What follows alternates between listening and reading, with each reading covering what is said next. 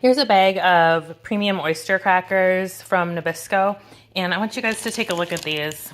I like to purchase these because they are a little bit rounder and thicker than the traditional oyster crackers, so I feel like they have a little bit more to them. And we make a lot of chili and a lot of soups. When you go ahead and put it with your soup, it tastes great and looks great too.